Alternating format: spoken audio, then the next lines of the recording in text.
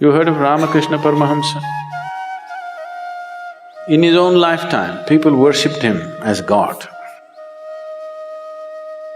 He will be talking to his congregation of people and he will say, just wait. He will go inside and ask his wife, what's cooking today? His wife Sharada felt so ashamed of this. He said, no point crying, time has come.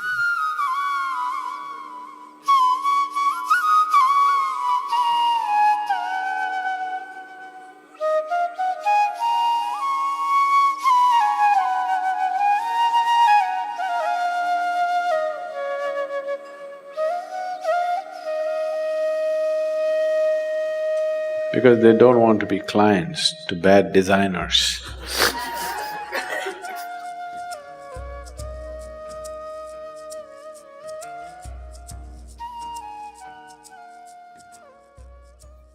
Now I want you to… whatever I say now, I want you to understand the right context because this can be easily misunderstood.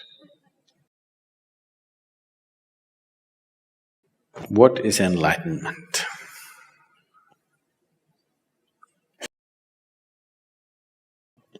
There was a time in '60s, there used to be ads in California saying, if you go to India, it will take 12 years, $25, 1 hour, you can be enlightened here. There used to be ads where all you have to do is wear headphones, wear some fancy-looking goggles, and you would have… and they'll also put something into you. Together, it gave you such a psychedelic experience. So, people advertise. So, what is enlightenment?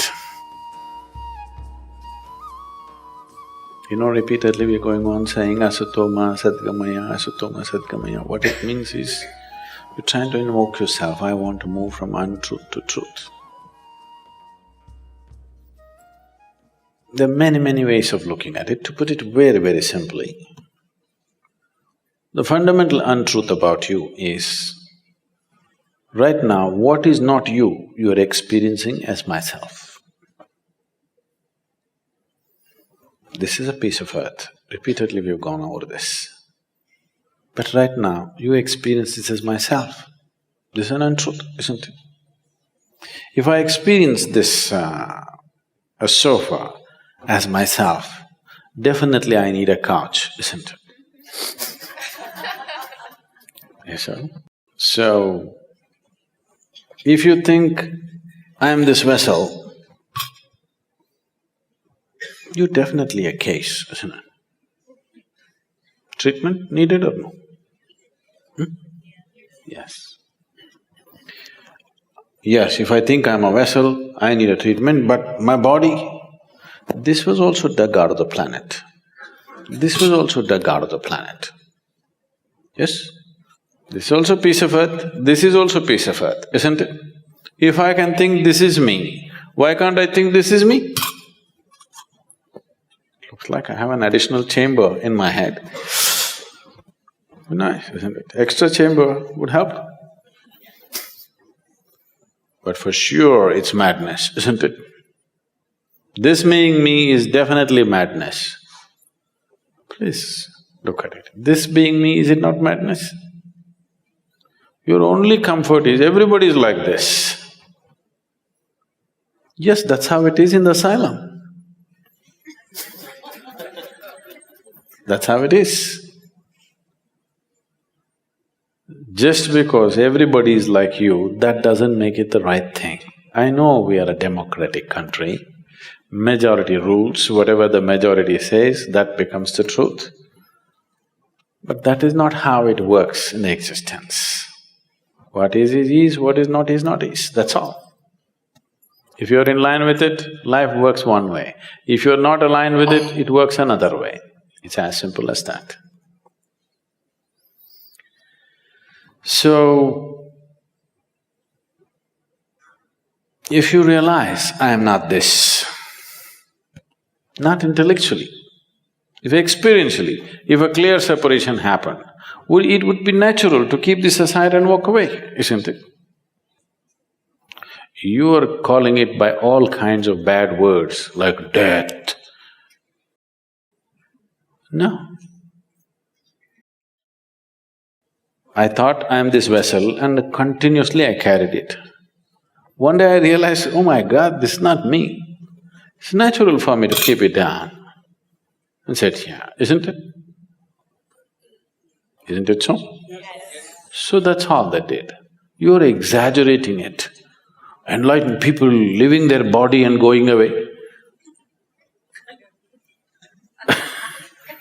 When they realized this is not it, they just kept it aside.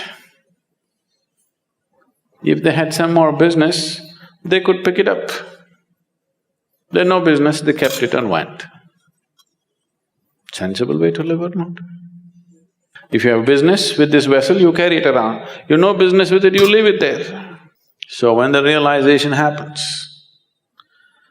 99% of the time, enlightenment and leaving the body happens at the same time. Unless you understand the mechanics of the body, you can't hold on to the body. People who are on the path of devotion, usually you will see, most of them will die young. It's not death. The moment they realized, they kept it aside and walked away. You will see, right through history, any number of yogis and realized beings always live in the range of between 28 to 36 years. That's where they live. Have you noticed this? India is replete with such people. That's the time they live. You heard of Ramakrishna Paramahamsa? You heard of Vivekananda? He was the first yogi who came to United States in 1893. He was the first yogi. His guru was Ramakrishna Paramahamsa. He's a devotee. He has a mother goddess and he's devoted and he's in a different way altogether. In his own lifetime, people worshipped him as God. He was not crucified, he was worshipped because his presence and this thing was so phenomenal. But he was mad about food. He will be talking to his congregation of people and he will say, just wait. He will go inside and ask his wife, what's cooking today? His wife Sharada felt so ashamed of this. She said, what is your problem? Even I'm not bothered about food, what is your problem? We see you as God, what is this madness about food? He said, that's okay, but what's cooking? One day she felt so ashamed of this and she told him, I'm ashamed of you. Why are you mad about food? So he said, in that part of the country, always food comes on a large… in India we don't eat on plates like this, we eat on a plate like this. It's called a thali. A plates with served food is called thali. He said, the day you bring the thali to me, the day you bring this food to me, if I show no interest in the food, you must know there are only 3 days left. He said this and 7 years passed after that. After 7 years, one day, he always had this habit of sitting on a swing and eating. So he would sit on the swing and eat. She brought the thali and he looked away. She burst out crying. Suddenly she realized, only 3 days left. He said, no point crying, it's come, time has come. 3 days later, he left. So he was using his desire for food consciously to kind of stay with the body. If he doesn't desire food, he will go. So every day telling himself, food, food, food, food, food, food, That's not his nature, but he's creating the desire just to keep it going all the time. He sits here in the satsang and if the experience becomes big, immediately he gets up and goes and says, what's cooking, what's today, I want to eat this, I want to eat that. Just thinking about food, desire, creating a conscious desire for food just to stay glued. Either you must create a desire like this, there are other kinds of tricks, or you must understand the mechanics of the body. Understanding the mechanics of the body takes a certain amount of involvement, it doesn't just come. Realization can happen in a moment, understanding won't happen in a moment, it takes lifetimes of work.